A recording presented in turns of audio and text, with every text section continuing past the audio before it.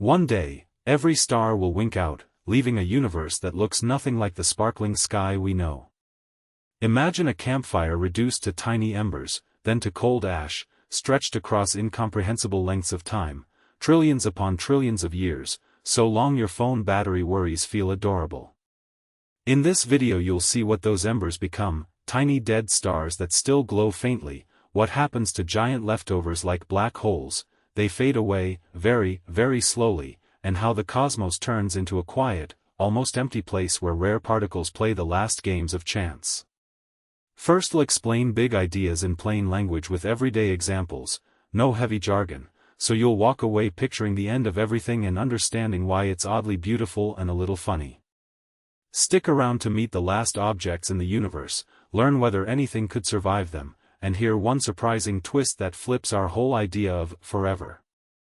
When the last star flickers out. Most stars end their lives by running out of the nuclear fuel that keeps them shining, and what remains afterward is a collection of cold, compact leftovers rather than new lights in the sky. Small to medium stars collapse into dense, hot ember-like objects that slowly cool and fade. Bigger stars can explode and leave behind even denser remnants, or sink into invisible wells that trap light. Think of it like a town where every lamp and streetlight has been turned off one by one, leaving only the occasional glowing cigarette butt of heat and a few flashlights someone forgot about. Some of those leftover objects still give off light for a long time because they hold heat like a coal from a dying campfire.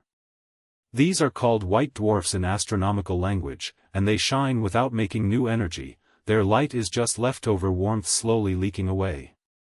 There are also neutron stars, which are unbelievably dense and can spin and sweep beams of radiation like cosmic lighthouses, brief, regular flashes that would be very noticeable against a dark sky.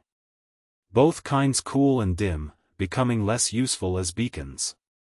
A life example, a smartphone left on a nightstand slowly drains its battery and eventually goes dark, and that's what these remnants do on a cosmic scale. When every true star finally goes dark, the universe won't be instantly empty of light. Small bursts and faint glows will still appear, coming from collisions between remnants, rare bits of material falling into black holes, or the slow leakage of energy from the darkest objects. Black holes, which trap everything that comes too close, are expected by physicists to emit a tiny trickle of particles and energy and to shrink very, very slowly as a result. This process is a bit like a slowly leaking balloon. The escape is tiny and takes an unimaginable stretch of time, but it means even black holes are not perfectly permanent according to our best theories. These emissions are extremely weak, though, and are more like the faint fizz from an old soda can than a fireworks display. Eventually, the cosmos settles into a deep, low-energy quiet where isolated remnants drift alone in an expanding void. Particles and stray photons still travel, but they carry so little energy that complex chemistry and life as we know it cannot persist. The scene would be eerily calm, like waking up after a power outage and finding the whole city wrapped in a slow, deep hush. A little humor helps. Even if there were any late-night cosmic night owls left, they'd have a hard time finding a coffee shop with the lights on. In the end, what remains is a sparse, cold universe sprinkled with faint echoes of its once brilliant past. The age of red and white dwarfs. Red dwarf stars are the small, dim loners of the stellar world, and they will be the steady, long-lasting lights when brighter stars have gone quiet. These stars burn their fuel, the simplest element, hydrogen, at a very slow rate, so they sip their energy instead of gulping it. Because a red dwarf is fully mixed inside, like a pot of soup that gets stirred from top to bottom, it can use most of its hydrogen rather than wasting a core full and leaving the rest untouched. That slow, thorough burning lets them shine far longer than larger stars. Most of the stars you see at night are not like the sun. The galaxy is dominated by these faint reds. They are cool to the touch compared with big stars, and they are much smaller, putting out only a tiny fraction of visible light. A nearby red dwarf would look like a faint ember rather than a campfire. Their small size and low brightness make them hard to spot from far away, yet they will be the persistent lamps in the universe for an incredibly long time. Planets around red dwarfs face special conditions. Many such worlds are likely to be locked, so the same face always points to the star, like one side of a frying pan that never gets flipped. That creates a permanent day side and night side, which sounds dramatic but doesn't automatically doom life. A thick atmosphere or ocean currents could move heat around, the way wind evens out temperature between sunny and shady parts of a beach. On the other hand, young red dwarfs can fling out strong flares, sudden blasts of radiation, that could strip atmospheres like a strong wind peeling wallpaper. So any life around these stars would have to be tough or very well sheltered. When stars like the Sun finally run out of core fuel, they often leave behind small dense remnants called white dwarfs. These are the compact embers, about the size of Earth but holding the mass of a much larger star, packed so tightly that the usual rules of everyday pressure no longer apply. They no longer fuse elements for energy, instead, they glow from leftover heat and slowly fade. Picture a fireplace after the flames die down. The coals keep giving off warmth and light for a long time, but they are cooling and will eventually go dark. White dwarfs cool in stages and show surprising behavior as they age. Some have been observed to crystallize internally, forming a rigid lattice of carbon in their cores. Astronomers sometimes call these diamond-like, without suggesting anyone should go mining. They cool and fade over periods enormously longer than human experience, becoming ever fainter specks. Because the universe is younger than the time it would take for any white dwarf to cool into a completely dark black dwarf, none of those fully cold objects are expected to exist yet. So the cosmic picture for the deep future is one of slow bright red dwarfs and a population of glowing, cooling white dwarfs dotting the darkness. Life in that era, if it exists, would know a very different night sky. Bright fireworks of massive stars would be history, replaced by patient, dimmer stars, and the occasional faint ember of a white dwarf. It's a calm, almost elderly universe, less flashy, but with a sense of endurance. Like a house at midnight with a few embers in the hearth and a low nightlight in the hall, the cosmos would be quieter, steadier, and oddly comforting, assuming you're not hoping for supernova fireworks. Black dwarfs, cold embers of the cosmos. Small, dense stellar remnants that were once blazing hot continue to glow for a very long time as white dwarfs before fading into objects so cold and dim that they no longer shine in visible light. These remnants are what you get when a modest star sheds its outer layers and leaves behind a bare core.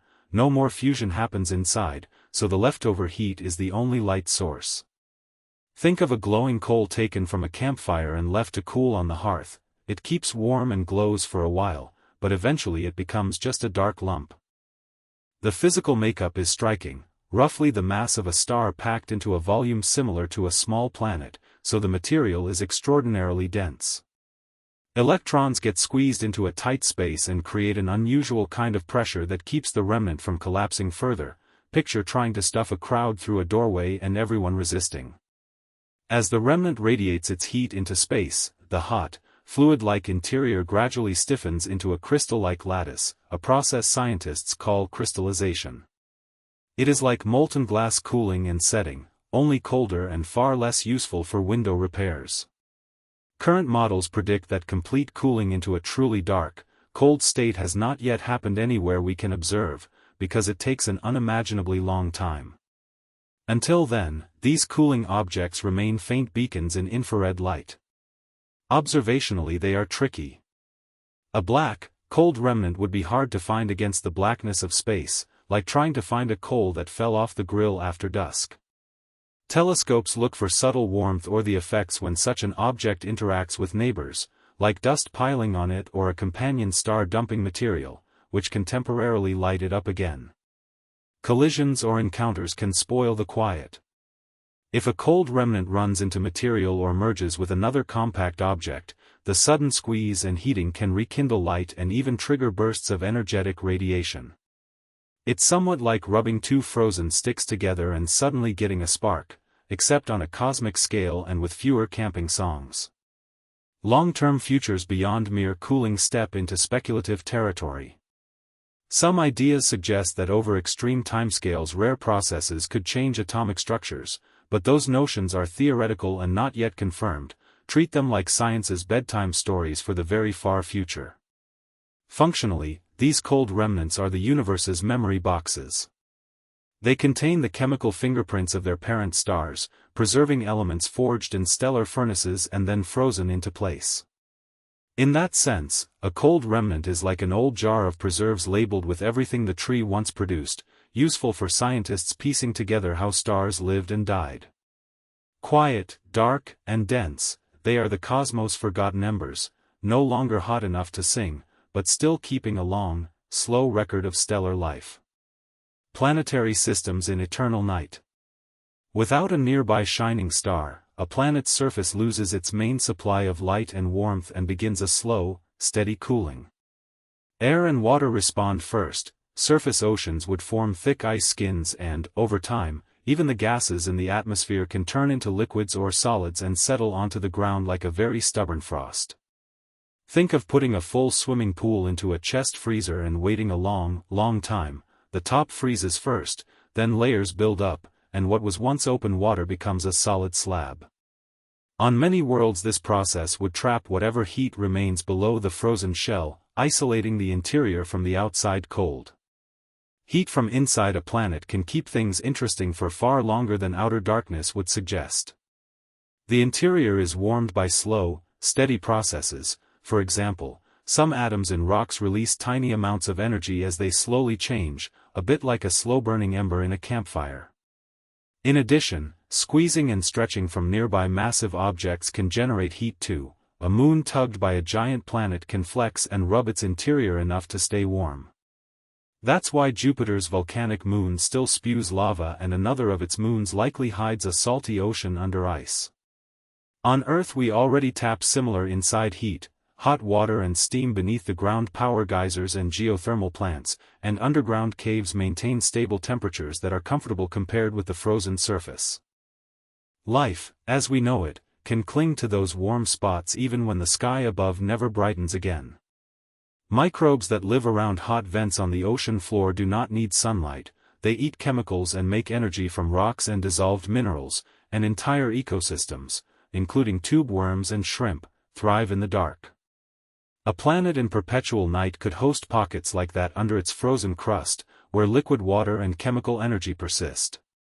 For people, the idea is familiar in a simpler form. Underground farms and bunkers could use geothermal heat and artificial light to grow food, much as mushroom farms use caves and cellars on Earth today. Some planets might fare even better because of their atmosphere or history. A very thick blanket of gases can trap whatever heat is left, like a thermos keeps soup warm, and a world that has been knocked around by collisions can gain heat from the impacts. There are also wandering planets that drift alone through space. If they had been massive enough and kept a thick air layer, they might hold on to subsurface oceans for very long times without ever seeing a star. Those scenarios sound exotic, but the principle is straightforward. Insulation plus a steady internal heater equals pockets of habitability in an otherwise frozen place. Over the longest stretches, however, the internal heaters will dim. Planetary interiors gradually cool as their heat sources run out and chemical reactions slow, and with that decline comes less volcanic activity and a weaker protective magnetic field, the invisible shield that deflects high-energy particles. When that shield fades, the frozen surface and thin remaining atmosphere are more exposed to cosmic radiation, which is bad news for unshielded life on the surface but less important for deep underground refuges. In plain terms, the planet goes from being dimly alive to a quieter, rockier place, like a fireplace with embers that glow faintly until they finally stop. For anyone planning to stick around, practical lessons are useful: go deep, use internal heat, and don't count on sunlight for power. We already use geothermal energy and live in caves. Those are small-scale versions of the strategies a long-lived civilization would adopt on a world without a star. And if you were hoping for a romantic midnight stroll under new constellations, sorry, but the night would be so complete that losing a sock in the dark would be a genuine crisis, and flashlights would become cherished relics. Brown dwarfs, rogue planets, and cosmic ice. Some objects in space never become full stars, they are more like warm embers than roaring bonfires. Brown dwarfs fall into this category, too big to be planets, but too small to keep the steady hydrogen-burning reaction that powers stars. They glow faintly in the infrared, essentially a heat glow rather than bright light, and the biggest among them can burn a trace amount of a rare kind of hydrogen for a while, but that's it. Think of a campfire that never quite catches, it puts out heat, not much light, and eventually cools. They can still matter a lot in a dark universe. For one thing, brown dwarfs can hang on to moons or thin atmospheres, offering local pockets of warmth where chemical reactions can keep going slowly. An easy life example: a running laptop sitting on your lap gives off just enough heat to be noticeable. Brown dwarfs are like that laptop in space, not hot enough to fry anything, but enough to make a small nearby object noticeably less frozen. Observationally, astronomers often spot them by their heat glow or when their gravity bends light from a star behind them, a trick called microlensing. Rogue planets are wanderers that no longer orbit a star, they drift through space alone. Sometimes they were thrown out of their birth systems by gravitational slingshots, and sometimes they may have formed on their own in the dark. They can be similar in size to the planets you know, but without a central sun to warm them they are cold on the surface. Despite that, internal heat from leftover formation energy or from radioactive elements can keep a planet's interior warm, and that warmth can maintain subsurface oceans under thick layers of ice. Picture a snowball with a hot stone inside, the outside stays frozen while the inside could be surprisingly lively. There are striking real-world parallels to these icy worlds. Under the Antarctic ice, deep lakes remain liquid because of pressure and geothermal heat.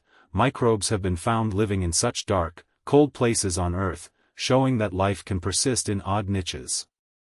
Similarly, a rogue planet with an internal heat source and an insulating ice shell could host liquid water under the ice, offering a sheltered environment for chemistry or even life, at least in principle.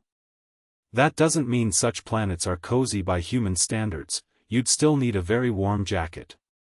Cosmic ice, the frozen water, methane, ammonia and other compounds sprinkled across space, acts like nature's freezer. It builds up on comets, on the surfaces of distant bodies, and in the dust between stars. When a comet swings closer to a star, that ice turns to gas and creates a glowing tail. When there's no nearby star, the ice just stays frozen, sometimes mixing with dust to form hard, dark pebbles. For a household comparison, think of the frost that forms in a neglected freezer. It's cold, layered, and can trap crumbs and bits of food. Cosmic ice traps gases and organic molecules and preserves them for eons. All these cold, dark objects together shape the late stages of the cosmos. They become repositories for volatiles and complex molecules, moving slowly through interstellar space or clustered around dim brown dwarfs. Small-scale chemistry can continue in pockets warmed by residual heat or by impacts that briefly release energy, much like how a dropped match can briefly light a damp log. There is a kind of quiet persistence here, not dramatic starlight, but slow, steady processes that keep materials and possibilities present long after the big engines have gone quiet. A little melancholy, and also a little hopeful, like a nightlight that won't brighten a room, but keeps the shadows company. The slow death of galaxies. Cold gas is the raw material for making new stars, and when a galaxy loses that supply it slowly fades. Stars form when pockets of this cool gas collapse under their own weight. Without fresh, cold fuel, that process grinds to a halt. Think of a bakery that has a good oven but no flour, the lights stay on but there are no fresh loaves. Over time the bright, blue young stars die off and the galaxy's light becomes dominated by older, redder stars, which shine more quietly. Some galaxies simply use up their gas by turning it into stars faster than it can be replenished. Short bursts of intense star formation can burn through supplies, like a house party that goes through all the snacks in an hour. Exploding stars and strong winds from massive stars can then push remaining gas out of the galaxy. A more dramatic actor is a supermassive black hole at the galaxy's center. When it feeds, it can release powerful energy that heats the gas or blows it away. That's similar to a central heating system suddenly blasting hot air and drying out the pantry so nothing remains cool enough to bake with. Environment matters too. A galaxy falling into a crowded cluster travels through a hot, thin gas that fills the space between galaxies. this wind strips the galaxy of its own gas, much like wind blowing leaves off a tree. This process, sometimes called ram pressure stripping, can remove the outer reservoirs of fuel quickly while leaving the inner parts intact. In other cases, the galaxy is cut off from fresh supplies of gas from the surrounding cosmic web, a slow starvation where no new material replenishes what's been used. Collisions and mergers between galaxies can complicate things. They may trigger a bright burst of new stars and then usher in a long, quiet phase once the combined system has consumed or expelled its fuel. Structural changes inside galaxies also help shut down star formation. If a galaxy's shape becomes dominated by a thick, central bulge, the gas can become stabilized against collapse and stop forming stars even if it remains present. It's like having boxes of unused seeds but no soil soft enough to plant them in. And even in galaxies that look quiet, small amounts of gas can come from old stars shedding their outer layers, offering tiny, intermittent flickers of new star formation. These are minor, though, and not enough to revive a faded system. The end result is a population of galaxies that are dimmer, redder, and much less active, often described as red and dead in simple terms because they no longer produce bright, blue newborn stars. They host many long-lived, low-mass stars and stellar remnants that glow faintly, like embers in a once-roaring fire. The process unfolds slowly and unevenly, with different galaxies following different routes, but the common theme is the same: without a steady supply of cool gas, the cosmic factories that make stars quietly shut their doors. And while that sounds somber, there's a dry sort of cosmic humor in picturing a galaxy going on an eternal, very strict diet. The rise of degenerate remnants, neutron stars and black holes. Massive stars that run out of fuel collapse under their own weight and can turn into objects so compact that a spoonful of their material would outweigh a mountain. In these collapsed leftovers, the normal atoms are smashed apart and the particles inside are packed together until new quantum rules, think of them as a very strict, no more squishing, law, hold things up. This rule is what creates a neutron star, essentially a city-sized ball with more mass than the Sun, where neutrons are jammed so tightly the object behaves like a single giant nucleus. It sounds extreme because it is. Picture trying to fit a skyscraper into a shoebox and then being surprised that it's heavy. Neutron stars can rotate incredibly fast, sometimes dozens or hundreds of times each second, and that spin makes them behave like cosmic lighthouses called pulsars. Beams of radio or 10th rays sweep across space with clock-like regularity. You could compare it to an ice skater pulling in their arms to spin faster. The star shrinks inward and spins up. A small number of neutron stars have magnetic fields so strong they twist and crack their crusts, releasing huge bursts of energy. These are magnetars, the overachieving cousins who throw tantrums that sear space.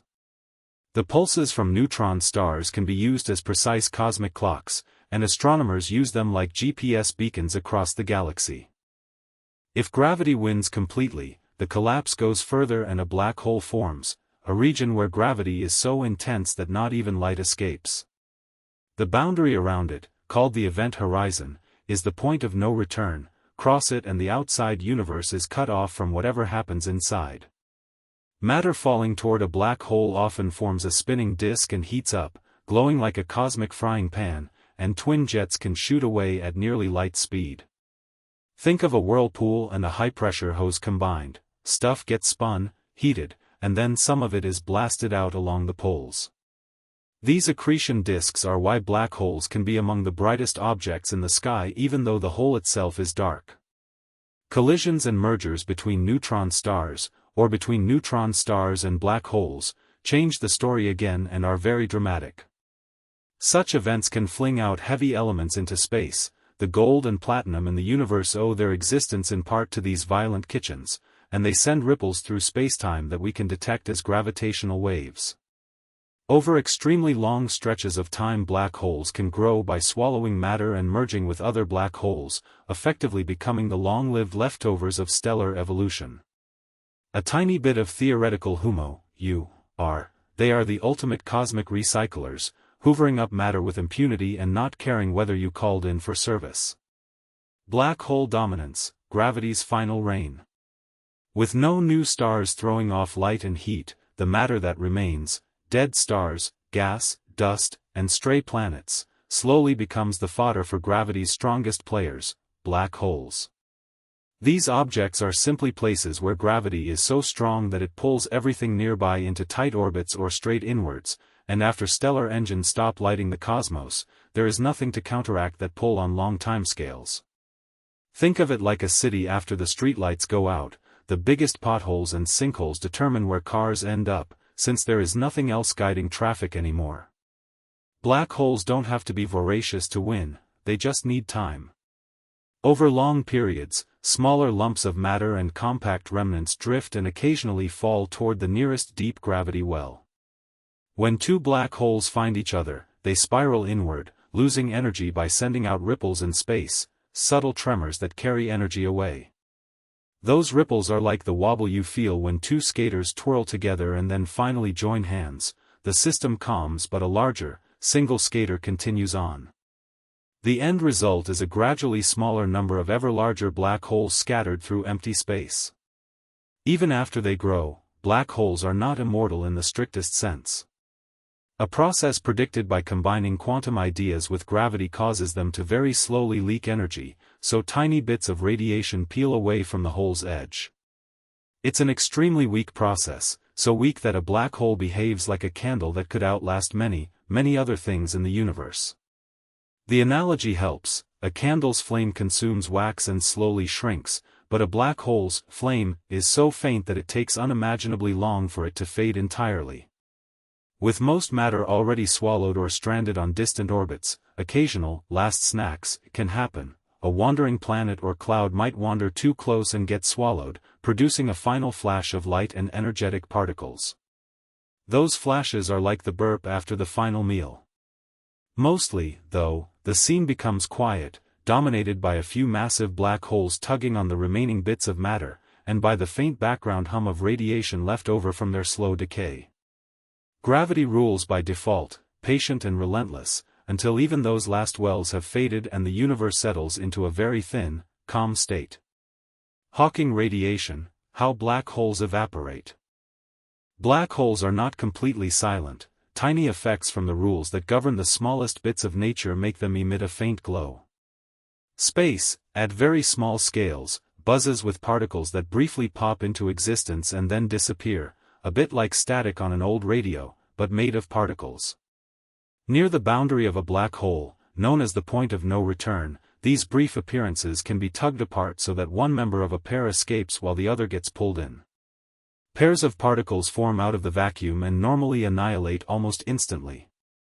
But if that pair appears right at the black hole's edge, one can fall inside and the other can slip away. The escaping particle becomes real radiation, carrying energy off into space. To balance the books, the black hole must lose a little of its energy, and because energy and mass are two sides of the same coin, the black hole loses some mass.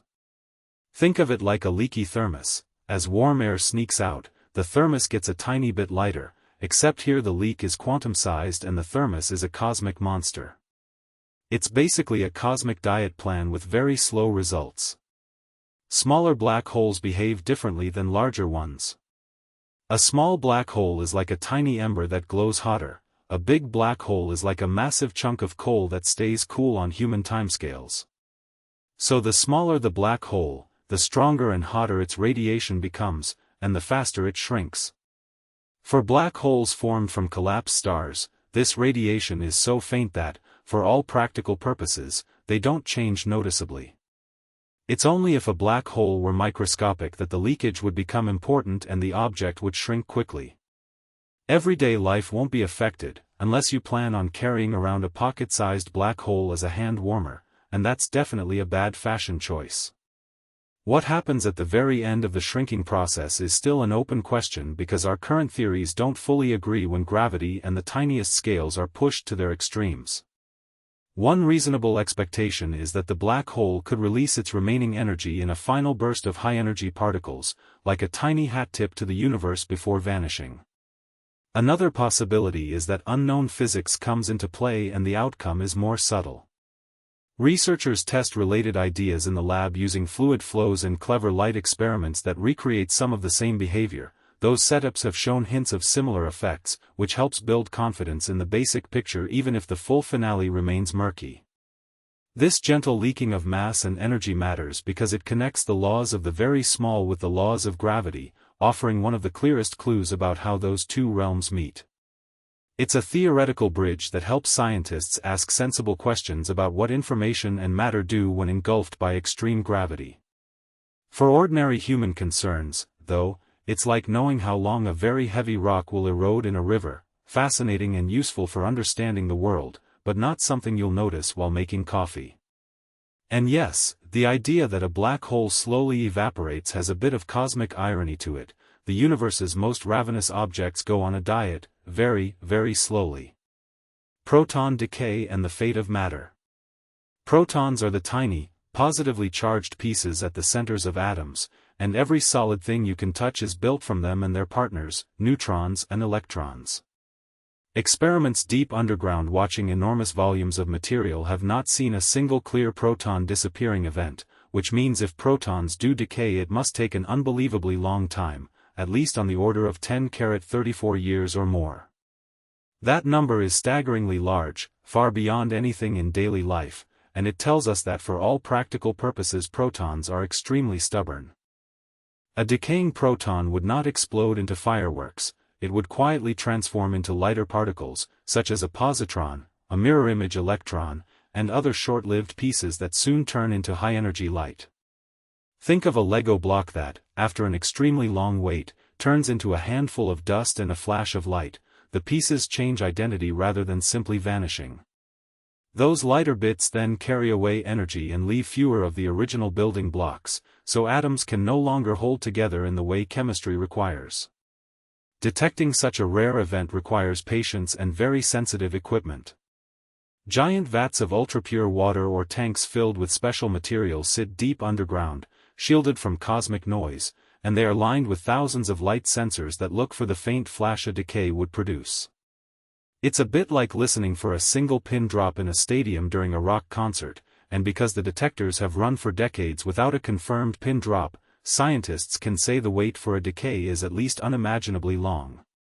If protons do eventually decay, the long-term fate of ordinary matter is bleak in a slow, elegant way. Atoms would break apart, molecules would stop forming, and familiar structures, tables, planets, maybe even the last grains of dust, would fade into a soup of radiation and lightweight particles. Picture a sugar cube slowly dissolving in a vast ocean, except the ocean is the whole cosmos and the dissolving takes a time so vast it makes geological time look like a blink. On the other hand, if protons are truly stable, then ordinary matter would persist essentially forever unless other processes intervene. Physicists care about this because proton decay is a prediction of some theories that try to unify the forces of nature. Seeing it would be like finding the missing puzzle piece that links several big ideas. No one has celebrated the discovery yet, though. So far the universe keeps its secret with a poker face. Meanwhile, the experiments continue, quietly patient, like watchdogs that nap most of the time but spring into action if the cosmos ever lets a proton slip. Quantum tunneling and spontaneous rebirths. Particles can sometimes behave like ghosts slipping through walls. In everyday terms, quantum tunneling means a tiny object, like an electron, can pop from one side of an energy barrier to the other without having the classical energy to climb over it. This is not science fiction. The process explains why certain radioactive atoms slowly spit out particles in alpha decay, and it is the reason a scanning tunneling microscope can image individual atoms by measuring electrons tunneling across a tiny gap. Even biology borrows the trick. Enzymes sometimes speed up reactions because light particles such as protons can tunnel short distances inside protein folds. It sounds odd, but small things breaking the rules occasionally is a confirmed feature of nature, and not merely a plot device for bad sci-fi. Apply that behavior to the vast, empty stretches after the last star has burned out and things get interesting again, at least on paper. Fields that fill space can sit in a comfortable energy valley that is not truly the lowest possible state. Physicists call this a metastable vacuum. Quantum tunneling lets a patch of that field spontaneously leap to a lower valley, creating a bubble of a new state. If such a bubble forms, its boundary tends to expand at nearly the speed of light, converting the old region into the new one as it goes. Think of a soap bubble forming in a bowl of gelatin and then rapidly spreading out. Now replace soap and gelatin with fields and spacetime. The mechanism is a serious part of modern theoretical physics, not just hand-waving. Some theories go further and suggest that these bubbles can seed fresh, expanding regions, a cosmic version of rebirth. In models related to cosmic inflation, a tunneling event can trigger a region that inflates and smooths itself out, effectively creating a new, separate pocket of universe with its own conditions. Another picture imagines a high-energy bubble pinching off and becoming a baby universe, causally cut off from its parent. These ideas remain speculative, they build on established math and known tunneling phenomena, but they are not proven facts about our own cosmic future. Still, they offer a tidy answer to how something new might arise from the cold, lifeless emptiness after the stars have gone. A tiny quantum hiccup can, in theory, blow up into a whole new arena. What would that mean in practice, if a tunneling event happened nearby? Locally it would be catastrophic. Structures and atoms would be rearranged or destroyed when the new vacuum swept through, and any observers would be doomed in an instant. On the other hand, if a birth happens far away or pinches off as a separate universe, it may have no effect on us at all. Observationally, it's tough. We have no direct evidence a bubble has ever intersected our past light cone, and the growth speed of such walls makes warning virtually impossible. Humor aside, the safest bet for any future cosmic archaeologist is not to rely on timely evacuation plans. Quantum surprises, when they come, are not considerate enough to send an RSVP. Dark matter's role in a starless universe. Most of the gravity left in a starless cosmos would come from material we cannot see directly, and that invisible stuff would keep shaping everything that remains. Known as dark matter, it does not shine or block light, it simply makes its presence felt by tugging on things through gravity. Think of it like a hidden framework under a city. You cannot see the girders, but the streets and buildings follow their positions. That unseen framework determines where gas, dust, black holes, and other leftovers gather or drift apart. Because dark matter does not radiate heat or light, it behaves differently from ordinary atoms. Ordinary gas can cool, clump, and form new stars when it loses energy, like steam condensing into droplets on a cold window. Dark matter does not do that, it barely ever collides with anything and so cannot shed energy in the same way. As a result, its clumps stay diffuse and broad, big halos that act like invisible bowls of gravity, holding in whatever ordinary matter still orbits nearby. Those invisible bowls still affect motion in clear ways. Massive compact objects, such as black holes and stellar remnants, will move through a dark matter halo and feel a gentle braking effect because their gravity pulls a slight wake in the surrounding dark matter. Picture a person walking through a crowded room, people shift a little, and the mover slows. That slowdown helps objects sink toward the centers of halos and can encourage mergers. So even after the last star fades, dark matter can help shepherd lonely black holes toward each other, nudging the cosmic choreography forward. The presence of dark matter also determines where any remaining gas collects and whether it gets heated. Gas falling into a deep dark matter well converts its falling motion into heat, sometimes glowing faintly as it settles, like water splashing and steaming when poured into a hot pan, only far colder and far dimmer. We would still be able to detect dark matter indirectly by watching how it bends the paths of light or by tracking how compact objects move through it, much like noticing an invisible object by the shadow it casts on the scenery. That bending can act like a magnifying glass, revealing the mass distribution even when there are no bright stars to point to. Uncertainties remain about the ultimate fate of dark matter, because scientists do not yet know all its properties, but current ideas suggest it is long-lived and will continue to dominate the large-scale layout of a starless universe. In practical terms, this means the cosmos would become a darker place populated by clusters and streams of ordinary remnants wrapped inside vast, unseen halos. It would be quiet, yes, and rather lonely, but not shapeless. the invisible scaffolding would still guide motion and structure, doing the heavy lifting without applause, like the silent contractor of a building whose work is never quite visible from the sidewalk. Dark energy and accelerating expansion. Observations show that the space between galaxies is stretching faster now than it did in the past. Astronomers found this by using exploding stars as distance markers. Light from some of those explosions appeared dimmer than expected, which told scientists the universe's expansion was speeding up instead of slowing. Other measurements, like maps of how galaxies cluster together and the faint afterglow of the Big Bang, point to the same conclusion. In short, multiple independent methods agree that something invisible is pushing the cosmos apart. The simplest way to think about that invisible something is to picture empty space itself having a little push built into it. Instead of gravity pulling things together, this push acts like a gentle, steady shove outward. A common analogy is the surface of an inflating balloon with dots on it. As the balloon inflates, the dots move away from each other, and if the inflation rate increases with time, those dots separate faster. Another everyday example is bread dough rising with raisins mixed in. The raisins drift apart as the dough expands. Light humor helps. This mysterious push is like space doing yoga and deciding to stretch more aggressively than before. Scientists often use a simple label for the idea that empty space carries energy that drives the acceleration. The simplest option is that this energy is constant everywhere, so every new cubic meter of space comes with the same tiny amount of push. That idea explains a lot and is mathematically tidy, but it might not be the whole story. Some researchers explore the possibility that the pushing strength changes slowly, like a seasoning being added bit by bit rather than tossed all at once. Both approaches try to match the observations while remaining consistent with the laws we trust. Neither has been proven yet. The practical consequences are sobering and a bit poetic. If the acceleration keeps going, distant galaxies will speed away until they vanish from our view, leaving only nearby galaxies bound by gravity. Star formation will gradually wind down as raw material is used up, and the universe becomes darker and colder on very long timescales. Think of a once bustling city where roads slowly empty because everyone moves farther away.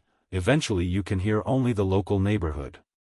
Researchers keep testing this picture with large telescopes and galaxy surveys, refining measurements and building better instruments, which drives advances in computing and detector technology. It's an odd but motivating fact. Trying to understand why the universe is stretching faster has practical payoffs for science and technology, and it keeps astronomers awake at night, mostly because the universe isn't the only thing expanding. Apparently their list of unanswered questions is too. The heat-death scenario, maximum entropy. Eventually the universe runs down to a state where there are no useful energy differences left to drive processes, no temperature differences to run engines, no concentrated fuel for stars, and nothing to power chemistry or life as we know it. Entropy here simply means energy getting more and more spread out and useless for doing work. Think of it like money leaking through holes in a wallet until only loose coins remain, and even those are scattered in the couch cushions. A hot cup of coffee cooling to room temperature is the everyday example. The heat spreads into the air and you can't get your hot coffee back without adding more energy. Short and sad. Star furnaces use up their concentrated fuel and eventually stop producing the bright, organized glow we associate with them. Left behind are dim, cold remnants, stellar corpses that no longer make new light on their own, and the raw gas needed to form new stars gets locked away or used up. Meanwhile, the radiation and particles left across space slowly even out. Things that were once different become the same. No more fireworks. Just slow leveling. When everything ends up nearly uniform, that uniformity is the maximum entropy state. Energy is spread as evenly as possible and there's nothing left to exploit. A clear analogy is pouring cream into coffee. Once it's fully mixed you can't separate them back into cream and coffee without extra work. Another simple one is a drained battery. The power is still there in a sense, but it's no longer in a form your flashlight can use. In a universe at maximum entropy, there's lots of stuff, but none of it is arranged in ways that let things happen. There are a few subtle bits worth noting. Black holes, for example, are extreme hoarders of this kind of disorder. they hold a lot of no longer useful energy in a compact form, and over very long periods they can release tiny amounts of energy by quantum processes, a slow leak rather than a dramatic explosion. Random quantum fluctuations can, in principle, create very small and brief pockets that are less spread out, but these are fleeting and don't reverse the overall trend toward uniformity. In short, local exceptions don't change the big picture.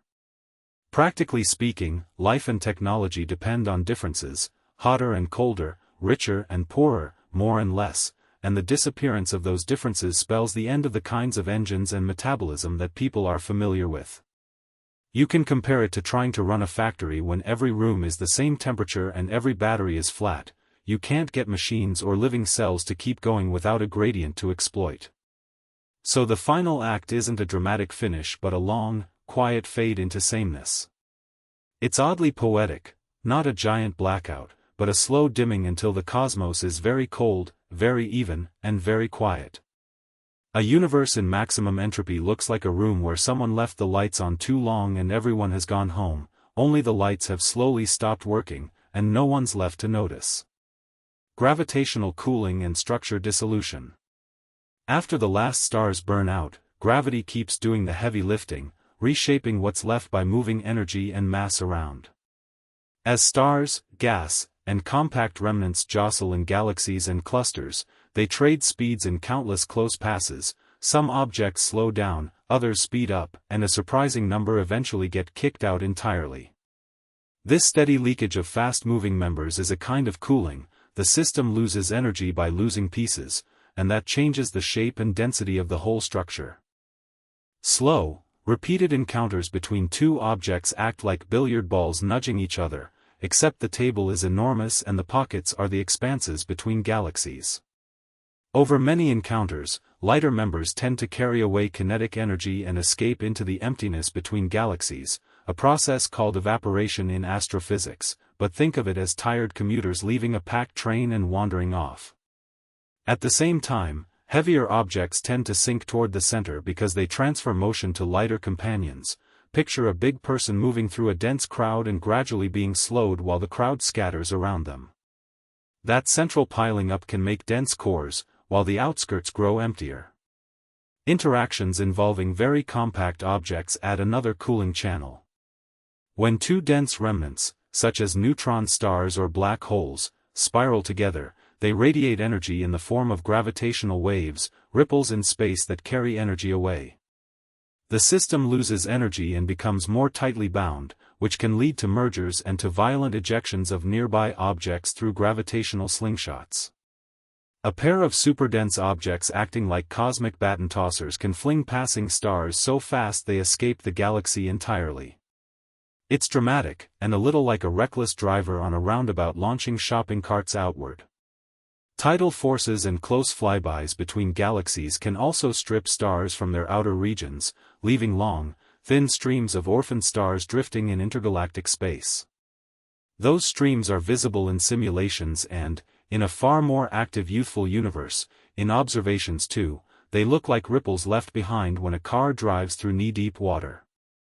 Over immense spans, these gradual losses thin out the once grand structures, dense clusters can evaporate, halo stars leak away, and the neat spiral arms or elliptical bulges become ghostly and diffuse.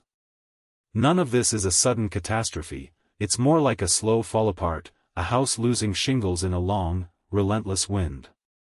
The key point is that gravity, by redistributing energy through encounters, by ejecting material, and by radiating energy when massive objects merge, acts as the universe's slow cooling mechanism, driving the gradual dissolution of cosmic structures into sparser, more isolated remnants. And while that sounds melancholic, remember, even in slow decay there's a kind of cosmic choreography, with tiny interactions adding up to big rearrangements, like millions of tiny snowflakes eventually reshaping a mountain slope. Thermodynamics in an empty universe. Even after the last star has gone out, the cosmos still carries energy, but it is smeared thinly across enormous distances so that little of it can do useful work. Space will be populated by a diffuse soup of extremely low-energy photons, stray particles like electrons and neutrinos, and isolated remnants such as black holes, all separated by vast emptiness. Because the universe keeps stretching, those photons are stretched too, losing energy the way a stretched rubber band loses tension, and that loss means fewer temperature differences to drive anything mechanical. In practical terms, this is like having a room with a single, barely warm light bulb in the center of a stadium and trying to run an engine from that tiny warmth. Entropy is the key idea that explains why usefulness drains away. It's a measure of how spread out and unavailable energy has become. Put simply, energy stored in one place can do work, but once it spreads out evenly, it can't power machines or life. A coffee cup on a kitchen counter illustrates this. Hot coffee eventually cools to match the room because heat flows from hot to cold until there's no difference left to exploit. Likewise, in a nearly empty universe, the differences in temperature and pressure that engines, life, and chemical reactions rely on vanish. A refrigerator works by moving heat from cold to hot using a power source. Without a power source and without a warm and a cold side that are meaningfully different, nothing runs. Some processes continue on extremely slow timescales even when most activity has stopped. Black holes can emit a trickle of particles, a quantum effect often described as a slow leakage, and that releases tiny amounts of energy back into space. Particle collisions still happen occasionally, but they are so rare that interactions become practically non-existent compared with earlier cosmic times. Think of it like trying to have a conversation at a party where everyone has drifted miles apart. Words still exist, but the chances of hearing anything are microscopic. Random quantum fluctuations can momentarily create small, localized departures from equilibrium, but these are fleeting and don't restore the kind of organized energy gradients needed for sustained work. Eventually the universe approaches a state where energy is almost uniformly distributed and the capacity to do work is essentially zero, that is, maximum entropy. No heat engines can run, no stars can form from cold, diffuse gas, and complex structures slowly decay into simpler, disordered states. That doesn't mean absolutely nothing happens ever after. Tiny, improbable events can still occur, but they are the exceptions, like a single ember glowing in a vast, cold room. A little humor helps. It's as if the cosmic tea has gone completely lukewarm and everyone has left the kitchen. You can't brew fresh energy from that. The practical consequence is clear and stark. Thermodynamics tells us that once the last usable gradients fade, the universe is left as a very quiet place where energy exists but can no longer be harnessed to do meaningful work. The physics of extremely low temperatures. Temperature tells us how much the tiny parts of matter are moving, and at extremely low temperatures that motion slows to a whisper. When you cool something down a lot, its atoms and molecules lose most of their jiggling and the familiar, noisy behavior of matter gives way to strange, quiet rules. In everyday terms, think of the change from a bustling kitchen to a silent library. Only here the patrons are electrons and atoms, and their silence reveals new kinds of order. A basic fact is that absolute zero is the point where classical motion would stop, and it is defined as 0 Kelvin, which equals -273.15 degrees C. Reaching that exact point is impossible because of the laws of thermodynamics, so experimentalists get extremely close instead. Cooling techniques like evaporative cooling and dilution refrigeration can push systems down to millionths or billionths of a degree above absolute zero, which sounds extreme and, yes, it is extreme. In those regimes, normal intuition breaks down and quantum effects become visible on a human scale. One of the most visible consequences is superconductivity, where electrical resistance disappears and current flows without loss. You can compare it to a highway suddenly becoming frictionless so cars never slow down. Superconducting magnets are used in MRI machines and in particle accelerators. They must be kept cold with liquid helium to stay superconducting. Engineers deal with this every day, carefully balancing cooling power, insulation, and quirks like tiny heat leaks that can ruin a delicate experiment.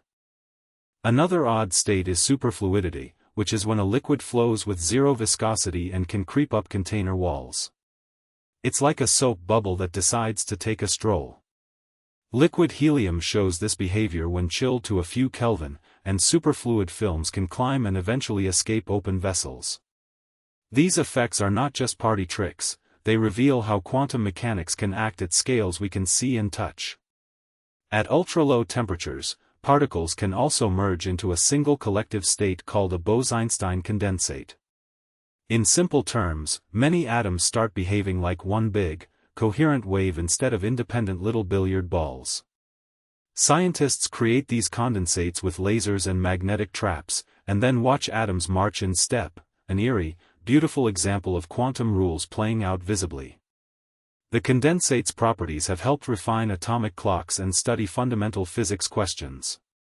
Heat capacity falls dramatically as temperature drops, meaning materials hold less thermal energy and the last bits of warmth become stubborn. That's why cooling from room temperature to liquid nitrogen temperatures is relatively straightforward, but getting from millikelvin to microkelvin demands disproportionate effort. Practical machines like dilution refrigerators are complex and finicky for this exact reason. Think of it like peeling the layers off an onion. The closer you get to the core, the harder it is to make progress. Quantum zero-point motion guarantees that even at the coldest possible limit, particles still have some intrinsic motion. They never become perfectly still. Electrons, atoms, and even entire condensates retain this residual activity, which can allow processes like quantum tunneling to occur. In everyday language, particles are like people who can't help tapping their feet. No matter how quiet the room, somebody will keep fidgeting. These low-temperature phenomena have direct, practical consequences. Superconductors reduce energy losses in power applications and are central to sensitive detectors. Quantum computers and certain precision sensors are housed in fridges that reach millikelvin temperatures so thermal noise won't scramble quantum information. Even cryopreservation uses low temperatures to slow chemical reactions, though not to the exotic extremes found in physics labs. Real-world use demands dealing with leaks, vibrations, and the sheer difficulty of removing the last quanta of heat. Cooling to extreme lows also changes chemistry. Many reactions halt because molecules lack the energy to overcome barriers, yet some reactions still proceed via quantum tunneling or through interactions with residual particles. That means low-temperature chemistry can be predictably quiet in some ways and surprisingly active in others. For practical purposes, controlling temperature becomes another tool to steer reactions, like turning down the volume until only the base remains. Finally, working at the cold frontier is an exercise in humility and patience. Systems that look perfect can be spoiled by a stray heat photon, a tiny vibration, or a misplaced spit of moisture. But the payoff is major: clearer signals, lower noise, and a window into quantum behavior that would otherwise be hidden by thermal chaos. And if you ever think of absolute quiet, remember, even in the coldest labs, particles never stop fidgeting, so you'll always have something amusing to blame when an experiment misbehaves. Information loss and the black hole debate. A black hole is not a simple vacuum cleaner that swallows everything and forgets it. It is a region where gravity is so strong that even light can't climb back out, and quantum effects at its edge make it leak a tiny, steady glow of particles. This faint leaking is extremely slow for big black holes, but the key idea is that the glow carries energy away and, over a very long stretch of time, can shrink the hole until it disappears. Think of a sandcastle by the shore that loses just a grain or two with every small wave. Eventually there's nothing left. Quantum physics says information, the complete description of a system, can't just vanish. Yet the glow from a black hole looks frustratingly featureless, like white noise on an old radio, with no clear fingerprint of what fell in. That mismatch is the needle in the debate. If the black hole evaporates into plain, featureless radiation, where did the information about the stuff that fell in go? A household analogy helps. Imagine shredding a diary. If someone kept every tiny shred in order, you might, in principle, tape it back together. If instead the diary were burned and turned into a puff of smoke, reconstructing the exact word seems impossible. Physicists disagree on whether a black hole destroys the diary or hides the pieces in a very messy way. Several possible answers have been proposed, each with its own mental picture. One idea says the outgoing glow actually hides subtle correlations, like a scrambled recipe that still contains the instructions if you know the right pattern.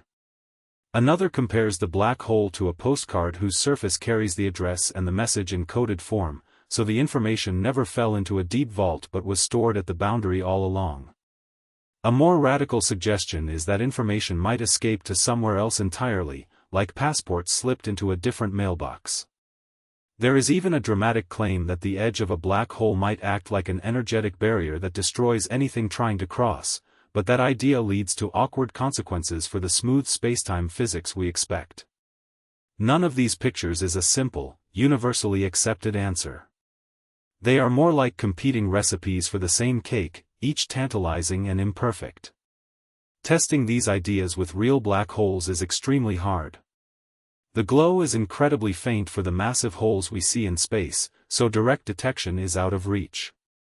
That is why researchers build clever analogs in the lab, using flowing fluids, light in special materials, or cold atoms, to mimic aspects of the process and see whether information can be scrambled and recovered. Such experiments are helpful but do not settle the question for real, cosmic black holes. It's a bit like practicing a complicated piano piece on a toy keyboard and hoping it proves your technique works on a grand piano, useful, but not a final demonstration. Why does this matter beyond satisfying cosmic curiosity? If information truly disappears, the foundations of how we predict physical processes would need revising. If instead information survives, then black holes are extreme scramblers that mix data so thoroughly that recovery is possible in principle, though maybe impractical in practice. That outcome keeps the basic rules of quantum mechanics intact and hints at deep connections between space, information, and gravity. For everyday folks, it's a reminder that the universe has bookkeeping rules, and losing your digital photos to a bad backup is still a much smaller problem than losing the universe's own ledger. Scientists keep arguing and calculating, and sometimes they even crack a smile while picturing cosmic librarians trying to catalog everything that ever fell into a black hole. Cosmic backgrounds after stars, faint echoes. Even when no new starlight is being produced, space will not be perfectly dark, it will hold a whisper of light that has been stretched so much that it is almost impossible to notice. As the universe expands, the wavelengths of photons get longer, which means their energy drops. Think of it like stretching a rubber band until the twang is so low you can barely hear it. Visible light emitted by stars will gradually shift into infrared, then microwave, and eventually into long radio waves, turning once bright starlight into a diffuse, chilly glow that drifts through empty space. Not all of the leftover signals are photons. There are ghostly particles called neutrinos that were kicked out by exploding stars and by the hot primeval soup. They hardly interact with anything, so they keep going and become a kind of almost tangible background. A practical way to picture this is the smell of dinner that lingers in a kitchen long after the meal is gone. You can't see it, but traces remain. In the same way, the universe contains a faint, diffuse glow made of many kinds of emissions, the relic light from ancient processes and the pooled output of all stars that once shone. Over time that pooled light becomes smoother and less structured, losing the sharp fingerprints of individual galaxies and turning into a nearly uniform haze. There are also ripples in space itself left over from violent cosmic events, tiny gravitational waves produced when massive objects merged. Countless mergers across space add up to a background hum, like the soft, continuous murmur you get when many people in a stadium clap at once. Another subtle player is what physicists predict from black holes, a very weak emission that slowly leaks energy away. It's a strange idea but not science fiction. The math says black holes shouldn't be perfectly black. That emission is unimaginably faint for big black holes, though, so detecting it is like trying to hear a cricket next to a running blender. Detecting these faint echoes is a huge technical challenge. Telescopes and detectors that work today are built for much louder signals, bright stars, flashing meteors, loud radio bursts, and the backgrounds that remain after stars die will be orders of magnitude weaker and spread over huge parts of the sky. Scientists use clever tricks, stacking signals and filtering noise, much like trying to pick out a single instrument in a full orchestra by listening for its unique tone. In the far future, when local sources of light are gone, these backgrounds will be the last storytellers of what once happened, holding a slow, soft record of all the fireworks that came before. Nucleosynthesis after the lights go out. After stars stop burning, element making doesn't entirely stop.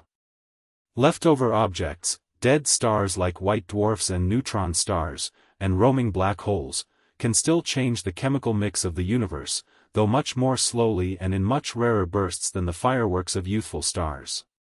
Some of the most important continued factories are collisions and explosions involving these compact remnants, cosmic rays tearing atoms apart, slow radioactive changes inside long-lived atoms, and the very weird physics of evaporating black holes. When two compact remnants collide, the results can be dramatic. If two white dwarfs spiral together and ignite, they can undergo a thermonuclear explosion that forges iron group elements such as iron and nickel. That's basically turning lighter material into heavier stuff in a brief, very hot bake. Neutron-star collisions are even more extreme. They fling out matter rich in neutrons where heavy atoms like gold, platinum and uranium can be assembled by whipping neutrons onto seed nuclei faster than the material can decay. In everyday terms, think of it as a rapid, high-pressure assembly line that welds together very heavy metal pieces in a chaotic furnace. These events are rare, but they pack a large chemical punch when they happen. Cosmic rays continue to work as a kind of universal sandblaster.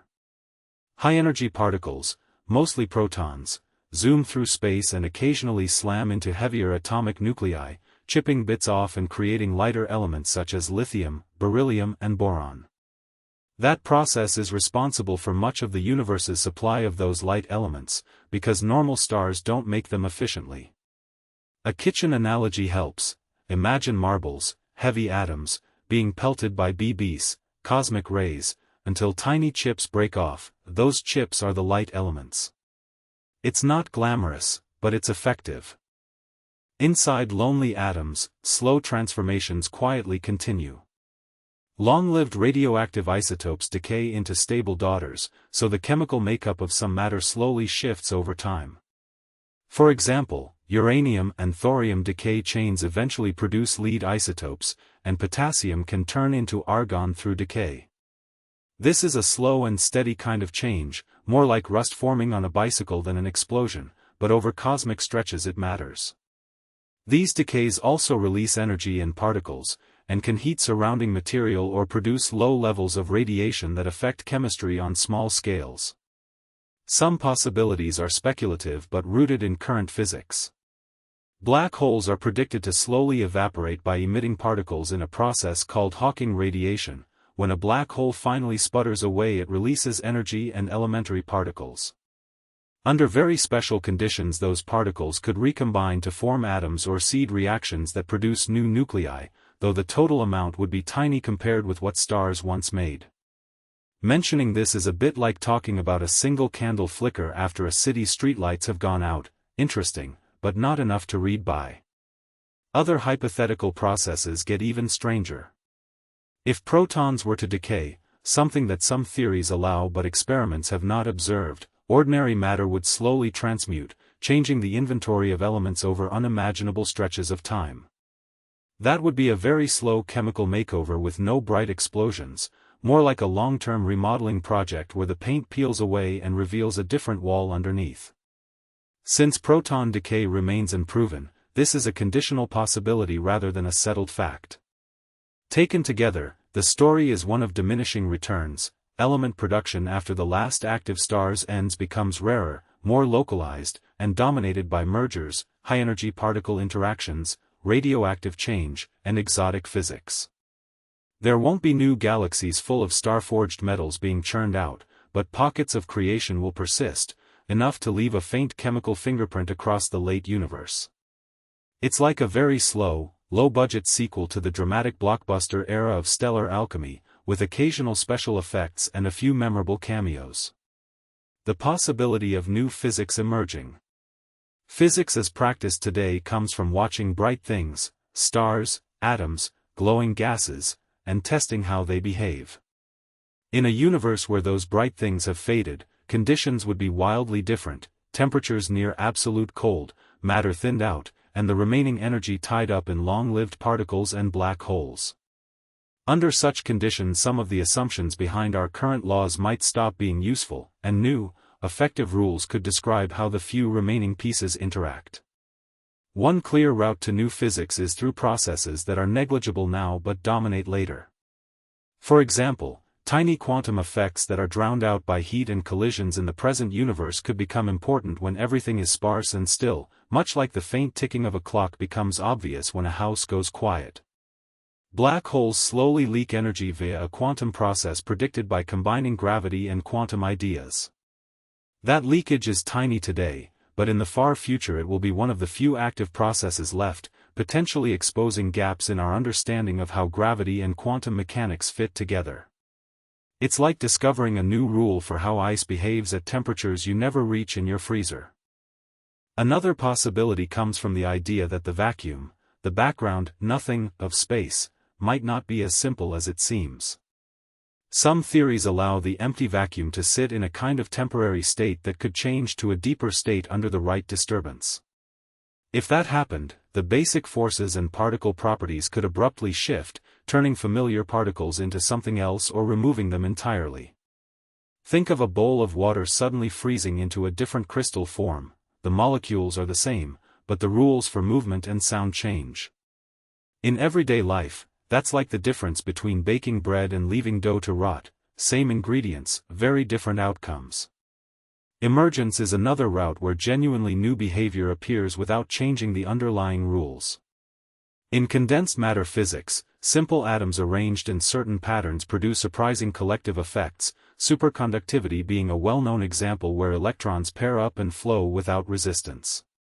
Similarly, in an ultra-cold, ultra-thin late universe, ensembles of residual particles might organize into structures or phases that demand new descriptive laws. This doesn't mean fundamental constants change on a whim, rather, large-scale collective behavior can look like a new kind of physics. It's much like how traffic follows rules that don't show up when you just study a single car.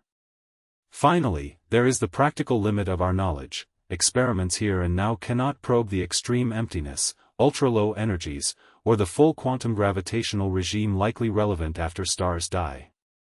So much of the discussion is theoretical, guided by mathematical consistency and analogy to systems we do understand. That makes the possibility of genuinely new physics both tantalizing and uncertain. The surprises could be subtle, or they could be dramatic. Either way, the late universe might reveal connections between ideas we've kept apart, and that prospect is strangely hopeful, like finding a new recipe in the back of an old cookbook. Simulations and thought experiments. Scientists build computer models that follow the slow fade-out of the universe by breaking the problem into smaller, testable pieces. Large-scale codes track how gravity makes objects move and merge, while other programs estimate how tiny particles behave when ordinary matter decays or when black holes leak energy. Because direct calculation across truly vast times is impossible, researchers use simplifications, like treating many small interactions statistically instead of computing each one, and then stitch those results together. This is similar to how a weather app doesn't calculate every molecule in the air but uses averages and patterns to give a forecast. One common trick is to run many versions of a scenario with slightly different inputs to see what usually happens. This is called Monte Carlo or ensemble modeling. Short. It's just like testing different routes on a GPS to find the path that usually gets you there fastest. These statistical runs reveal robust outcomes, such as whether most models end with isolated black holes slowly evaporating or whether random quantum events might occasionally create surprising local fluctuations. Laboratory analogs and particle experiments supply parts of the puzzle that computers need but cannot assume. For example, experiments that look for signs of proton decay help decide if ordinary matter will eventually disappear, and tabletop setups have recreated aspects of black hole physics in fluids or Bose-Einstein condensates to test ideas about Hawking radiation. These are not full-scale reproductions of the cosmos. Still, they act like scale models in an engineer's workshop and reduce wild speculation about what might or might not be possible. Thought experiments step in where computing and experiments cannot reach, offering a way to test logic and highlight hidden assumptions. Puzzles about information, such as whether information swallowed by a black hole can ever be recovered, force clear thinking about what our laws imply if stretched to extremes. Another famous conceptual tool considers tiny but random fluctuations that could, in principle, spontaneously assemble complex structures in a near-empty universe. This leads to thorny questions about what counts as a typical outcome, and why our observations might seem unusual if those fluctuations dominate. Practical limits and uncertainties get clearly exposed by these methods. Computers face rounding errors and chaotic sensitivity, so a tiny change early on can give very different long-term results, similar to how a small detour can make a road trip take an unexpected amount of time. Meanwhile, unknown physics, like the true behavior of gravity at the smallest scales, means that multiple plausible futures must be kept on the table. Scientists therefore present ranges of outcomes rather than one tidy prediction. Mixing simulations with clear, simple thought experiments creates a useful checklist of what would need to change for a different ending. If proton decay is found in experiments, many simulations will be adjusted to show ordinary matter vanishing over time. If analog experiments strengthen confidence in Hawking-like processes, black hole evaporation scenarios gain weight. In short, the combination of computational models, lab tests, and careful logical puzzles lets researchers map possible futures without pretending to know which one is certain. And as a bonus, it keeps the cosmic guessing game oddly satisfying, like watching a very long movie and pausing to argue about the plot twists with friends. Time scales, from trillions to googolls of years. Small, dim stars called red dwarfs burn their fuel so slowly that they can keep shining for trillions of years, far outlasting the Sun. The Sun is a middleweight star with a life measured in billions of years, about 10 billion for a full run, while the smallest red dwarfs can last something like 10 trillion years or more, which is 1,000 times longer than a trillion in human terms and a practically unimaginable stretch on everyday clocks. To put that in perspective, if a human lifetime were 1 second, the Sun's life would be about 6 months, and a long-lived red dwarf's life would be a few centuries. Slow burning. Patient. Like a cosmic tortoise that refuses to retire. Once these stars finally run out of fuel, the leftover cores become white dwarfs and then slowly cool toward what are called black dwarfs, a process that takes much longer than the star's active shining phase. White dwarfs are hot and bright at first, but they radiate away their leftover heat over trillions to quadrillions of years. Think of a coal that glows for a while and then becomes a cold lump, except the timescale is way bigger than any campfire story. Whether ordinary protons in atoms break down is an open question that matters here. Experiments like Supercameo Candy have probed proton stability and set lower limits on proton lifetime beyond 10^34 years, so if protons are unstable that would change what ordinary matter looks like on the largest timescales. If protons don't decay, chunks of matter may linger as degenerate relics for an extremely long time. If they do decay, the familiar atoms of chemistry slowly vanish. Black holes then take over the slow-motion finale of structure. They evaporate via a quantum process named after Stephen Hawking, and the heavier the black hole, the longer it stubbornly hangs on. A black hole with the mass of our Sun would take on the order of 10^67 years to evaporate, while the giants at the centers of big galaxies, weighing millions or billions of solar masses, can survive for times comparable to 10^100 years or more. That 10^100 number is called a googol, a 1 followed by 100 zeros, which is so large it almost becomes a funny way to say forever with precision. To use an everyday example, counting a googol seconds at 1 per second would take far longer than the entire history of human storytelling, history-making included. After the last black holes are gone, the universe becomes an even emptier, colder place where tiny particles drift in a vast, dark ocean and only rare quantum events remain. Processes in this so-called dark era play out over absurdly long stretches of time that exceed googols, and whatever happens next depends on deep physics still being explored. Some scenarios involve occasional fluctuations or the random creation of particle pairs, but nothing like the lively fireworks of star formation. Life examples help. A city that once bustled becomes a ghost town over decades, on cosmic timescales, the whole universe becomes that ghost town for a time so long it makes a museum's slow clock look energetic. You can smile at the cosmic patience, but don't ask it to pick a date for dessert. Observational clues from our current universe. Telescopes and surveys show the universe is stretching apart at an increasing pace, and that simple observation shapes almost everything we infer about the long-term future. When astronomers look at very distant, bright exploding stars and map galaxy positions, those signals tell us that space itself is getting bigger faster than before. Picture dots on an inflating balloon moving away from one another. This accelerating expansion means galaxies that are not tightly bound to each other will drift away and become effectively isolated islands, unable to share gas or collide to make new stars anymore. Think of a neighborhood where every house slowly slides down different streets. Eventually neighbors can't borrow sugar. Surveys of galaxies also reveal that the rate at which new stars are born today is much lower than it used to be, and astronomers can actually measure the gas supply that fuels star formation.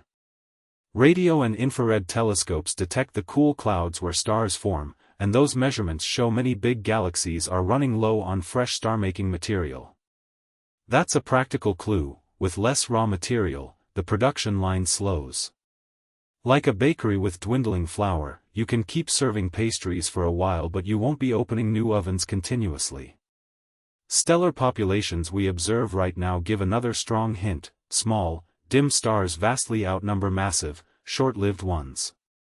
These little stars burn their fuel very slowly and are expected to shine for a long time. Observations of nearby star samples and of faint stars in deep images confirm that low-mass stars dominate.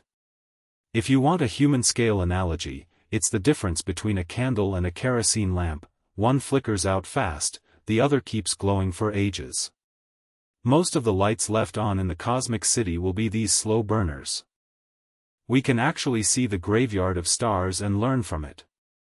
Telescopes detect many white dwarfs, dense, cooling remnants of sun-like stars, and their faint glow follows predictable cooling patterns that astronomers have tracked in star clusters. Some white dwarfs show evidence of slowly freezing into more solid states as they cool, which is the astronomical equivalent of a hot drink gradually turning into a lukewarm gel.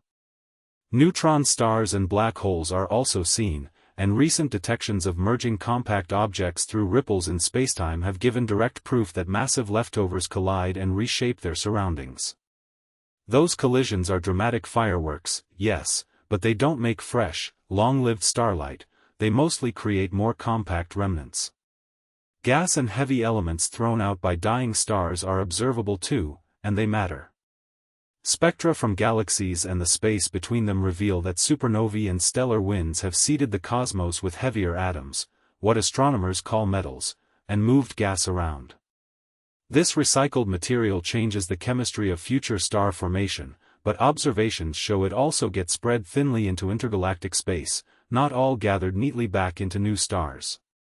Picture tossing seasoning into a soupy ocean: the taste gets everywhere but becomes very diluted. Over time, the recycled material will be too spread out to rebuild large numbers of bright, new stars. Dark matter and the large-scale web of galaxies are mapped through the bending of light and galaxy surveys, and those maps tell us how structures will behave on huge scales. Observations reveal a cosmic scaffolding that keeps galaxies bound into groups and clusters. Where that binding is weak, expansion wins and systems drift apart. This patchwork of bound and unbound regions sets the stage for what can remain luminous and what will fade into solitude. It's like looking at a map that tells you which towns are connected by reliable roads and which ones will be cut off when the bridges are gone. Finally, the faint background glow that fills the sky carries information about the overall energy content and past behavior of the universe, and we can still measure it now as a very low-level signal. That background is a thermometer of sorts, and its current faintness confirms that the universe has cooled and diluted compared with its earlier, hotter state.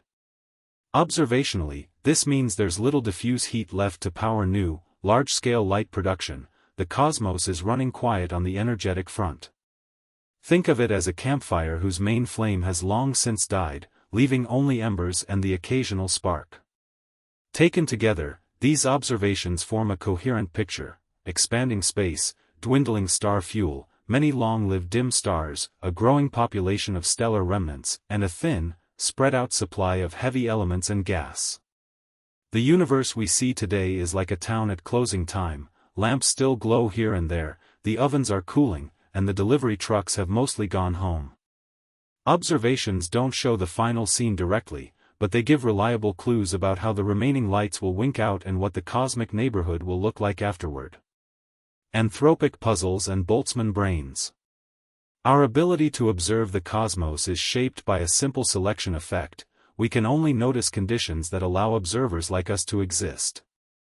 Think of it like finding yourself at a sandwich shop and wondering why sandwiches exist. Of course you see sandwiches there, because you are standing inside one. The location biases your observation. In the same way, the fact that the universe looks suitable for life is partly about where observers can arise, not necessarily a deep cosmic intention. A surprising complication shows up when you consider very long-lived, almost featureless universes that sit near thermal balance. In such settings, random fluctuations, tiny chance rearrangements of particles, can produce low-probability events. Sometimes those events could, in principle, form a brief, self-aware configuration that has the illusion of memories and perceptions. These hypothetical fleeting observers are called Boltzmann brains, isolated, spontaneously formed minds with short-lived, scrambled experiences. Picture a single brain flashing into existence with the false conviction that it brushed its teeth that morning.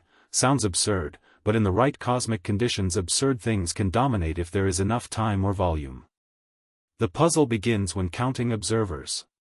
If a given cosmological picture produces vastly more of these random minds than the number of ordinary observers that evolved through long histories, people, planets, ecosystems, then a simple expectation of typicality leads to a disturbing conclusion. It would be far more likely that we are one of those random, short-lived brains than a product of a long, coherent history.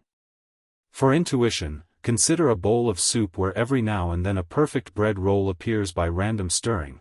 If rolls appeared more often from stirring than from a baker, you would more likely pick a random roll than one baked with care. Scientists worry because if our theory predicts a universe full of Boltzmann brains, then most observers have bizarre, unreliable memories. That makes empirical science untrustworthy, since our data might itself be a fluke. Several responses try to resolve the worry. One approach is to favor cosmological models that avoid long-term thermal equilibrium or that have mechanisms preventing spontaneous, frequent formation of such brains. In plain language, these universes either end, change, or expand in ways that stop the random popping into existence of minds. Another route is to refine how observers are counted, using measures that weight ordinary, history-rich observers more than ephemeral fluctuations. A good analogy is auditing votes. You can count every scrap of paper equally, or you can count only ballots that passed a verification step. Choosing the right counting rule matters, and it's a technical but essential part of making sensible predictions. The issue has practical consequences despite sounding like philosophy. It guides which cosmological theories scientists take seriously, because any theory that makes us expect to be unreliable brains undermines confidence in observations and in science itself. Everyday thinking gives a useful rule of thumb: prefer explanations that make your memories and consistent observations likely, instead of ones that turn them into cosmic flukes. Cosmologists would rather live in a universe that behaves like a well-run bakery than in one where the oven occasionally coughs up a loaf by random chance, fewer surprises, and tastier bread. Philosophical implications of a starless future. A sky without stars would remove the familiar points of light that people and animals have used for navigation, orientation, and stories for millennia. Nighttime navigation by sailors and travelers relied on those pinpricks of light. Today, camping away from city glare reveals the same scattered guideposts that urban skies hide. Loss of that natural map is more than practical, it changes how people relate to scale, distance, and their place in the world. Without stars, many shared symbols and metaphors would lose their anchors.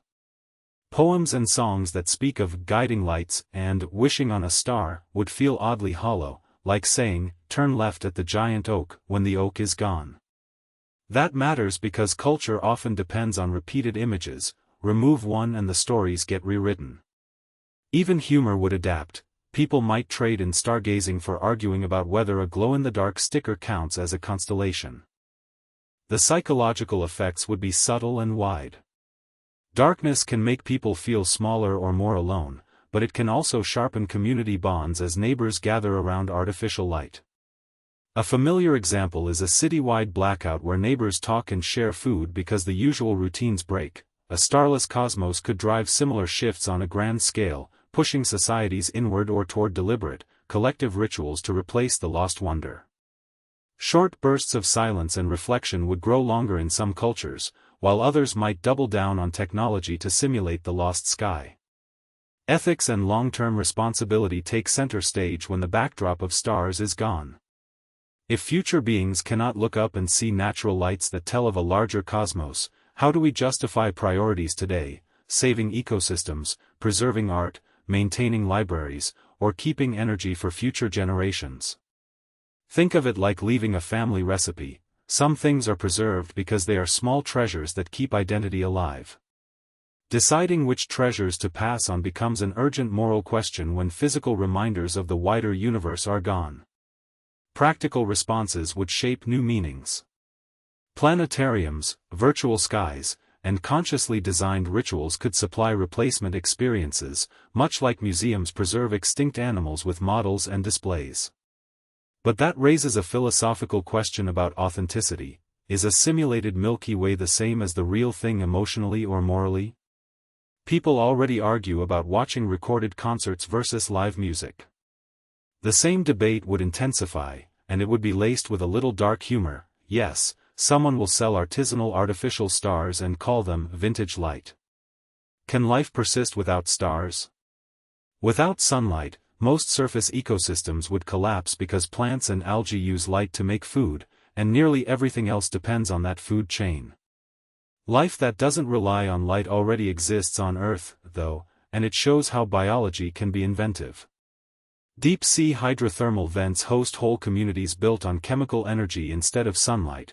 Bacteria strip energy from simple chemicals in hot water and feed tube worms, clams, and shrimp. Those creatures don't sip sunlight, they live off of the planet's inner heat and dissolved chemicals, so they offer a concrete example that life can persist without stars. Planets and moons still have internal energy sources that can keep things warm and chemically active for a very long time. Heat coming from a world's interior, left over from its formation and produced by the slow decay of radioactive elements, can power tectonics and hydrothermal systems. Tidal forces, the stretching and squeezing caused by nearby massive objects, can also churn a body and produce heat. This is what keeps some icy moons warm enough to host subsurface oceans. On Earth we tap natural heat for power with geothermal plants, showing a direct, practical parallel. You don't need sunlight to get usable energy, just a hot rock and some ingenuity. Microbial life in deep rock and ocean floors gives the clearest model for persistence without stars. Tiny organisms that live kilometers beneath the surface survive on chemical reactions between water and rock, or on hydrogen produced when water molecules are split by natural radioactivity. Scientists have found microbes thriving in deep fractures that get no sunlight at all. These subsurface biospheres are not lush jungles, they are slow, sparse, and mostly microbial, but they are real. In a starless future, similar niches, hidden hot vents, salty subsurface seas, pockets of warm rock, could be the last refuges for life. More complex life that depends on photosynthesis would have a much harder time. Large animals need steady, abundant energy, and chemosynthetic systems tend to be energy poor compared with sunlit ecosystems. That doesn't rule out technological life finding workarounds, though. Advanced civilizations might mine radioactive heat, build sealed habitats warmed by internal planetary energy, or harvest energy from matter falling into black holes if they can manage the engineering, ideas that are speculative but physically grounded. Still, the most realistic expectation is that, without stars, life would shrink to microbial, deep, and scattered pockets rather than broad, visible biospheres. Nature is stubbornly creative, however, and the tiny, slow-moving, rock-eating microbes that already thrive in darkness are the best proof that life can persist even when the skies go dark. Engineering against the darkness, speculative futures. When the usual beacons of heat and light fade, the surviving options for usable energy are few and weird but real.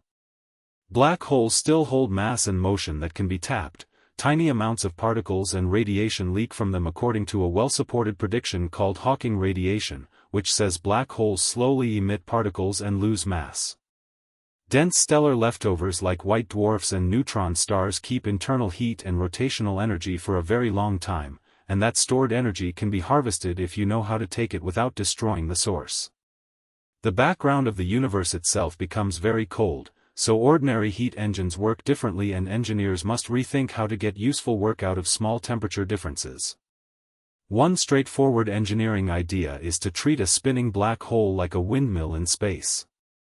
A rotating black hole carries angular momentum, and clever physics shows that dropping matter into specific orbits can pull out some of that rotational energy. This is conceptually similar to catching energy from a spinning flywheel or using wind turbines to slow the wind while extracting power. Another route uses the particles and radiation that stream away from energetic accretion.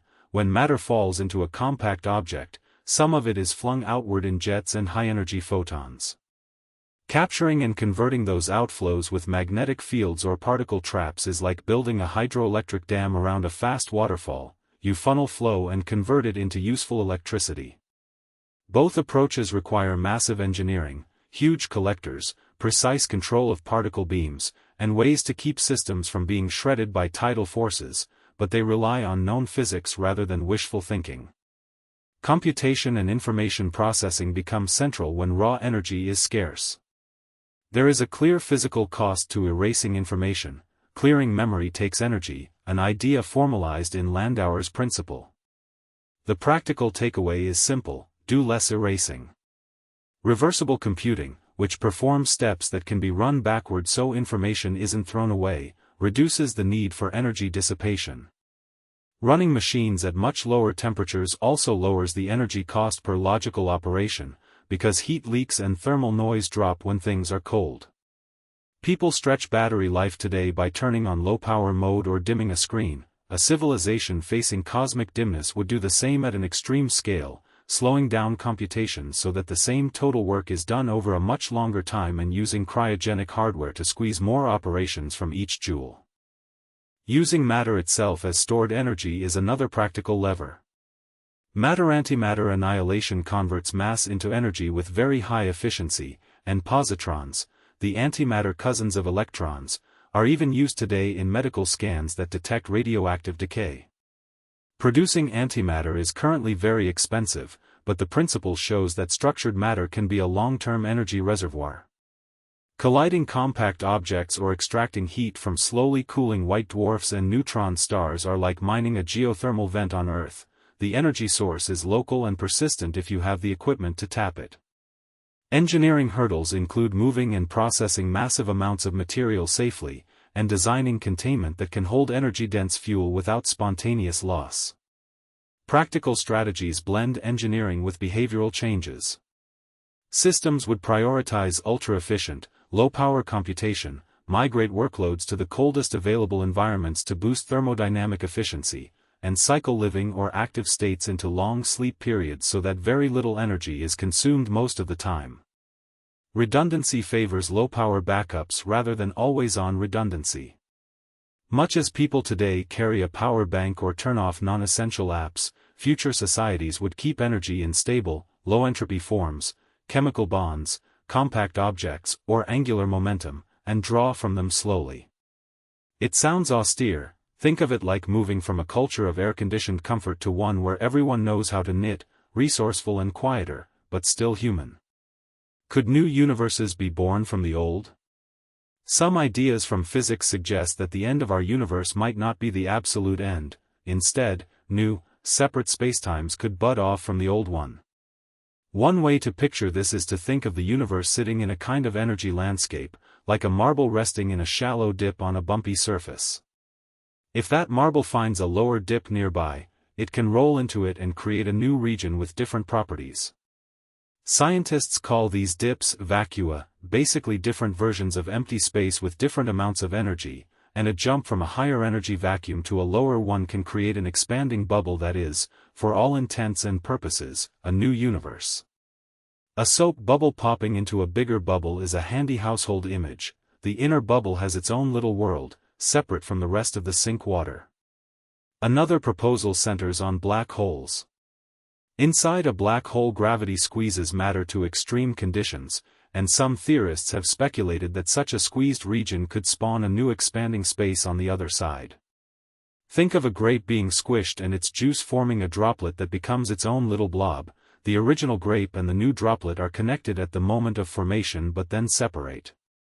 The idea is that each black hole might pinch off a baby universe that expands independently, perhaps with slightly different physical rules. This is a bold idea and a bit like cosmic parenting. Black holes give birth, but the parents can never visit their children because of a one-way horizon. It's important to stress this is speculative. It's an interesting possibility rather than an established fact. Quantum processes also offer a route for new universe creation. Quantum tunneling is a strange but real effect where tiny systems can, in a sense, hop through energy barriers they couldn't climb over in classical terms. A small region could randomly tunnel from a higher energy vacuum to a lower energy one, forming a bubble of the new vacuum that then expands outward at nearly the speed of light. A popcorn analogy works here. A kernel inside heat sometimes pops and becomes a fluffy piece that can't go back. Once a bubble of new vacuum forms, it grows and replaces the old region. If such a transition happened within our observable patch, the physics there could change dramatically. Particle masses, forces, and chemistry could be different, and that would be catastrophic for anything built on the old constants. Thankfully, there is no evidence that such a transition is imminent. People often ask whether we can detect baby universes or find signs that one formed from our cosmos. Observationally, this is difficult because new universes, if they pinch off cleanly, become causally separate. No light or signal can come back to tell us what happened. Still, scientists search for indirect signs. If two expanding bubbles collided in the early stages, the collision might leave a pattern on the cosmic microwave background, the leftover glow from when our universe was hot and dense, somewhat like a bruise left on fruit after a bump. Researchers have looked for such imprints and for unusual gravitational wave signals, but so far nothing conclusive has turned up. In other words, the idea is testable in principle, and that keeps people investigating. If baby universes really form, the implications are wide-ranging and rather poetic. Physical laws could vary from one universe to another, much like recipes yielding different cakes when you change ovens or ingredient amounts. Some versions would be barren and short-lived, others might allow stars, and a few could permit complexity. We would also learn that cosmic endings are not the final word but a kind of creative process on a grand scale. Practical travel to or communication with those new universes would be out of reach because of causal separation. Ripping a page out of one book and hoping to read it in another room isn't how it works. Theories about universe reproduction remain imaginative and far from settled, but exploring them stretches our understanding of physics and gives scientists clever new ways to test the deep structure of reality. And who doesn't like a good cosmic mystery to ponder over coffee? Communicating the end, science meets storytelling.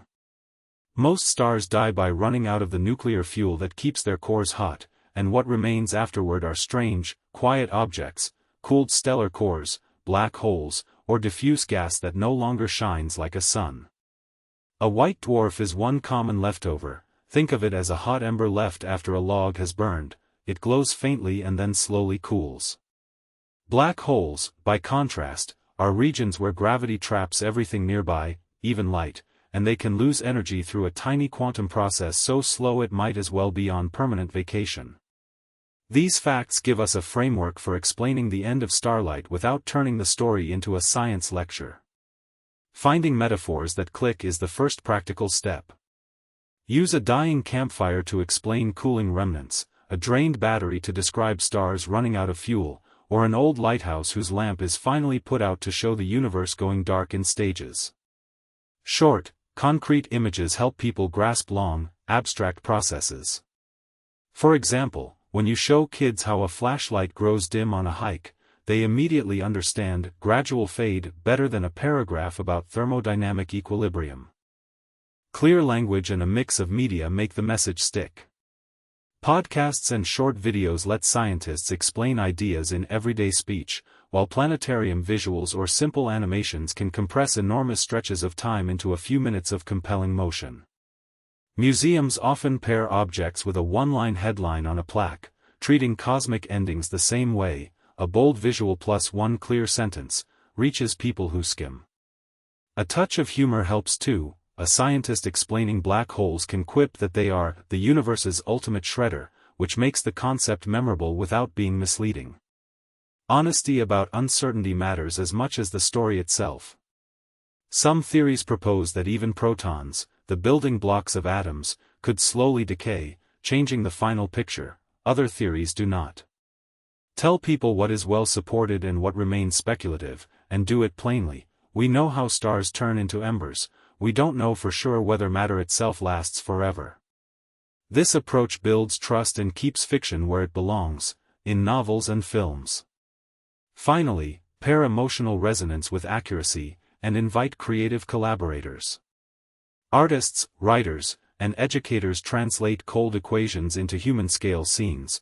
A novelist might render emptiness as quiet streets at dawn, a composer can suggest the slow cooling with lowering notes, and a teacher can ask students to write a short obituary for the sun to practice responsible tone.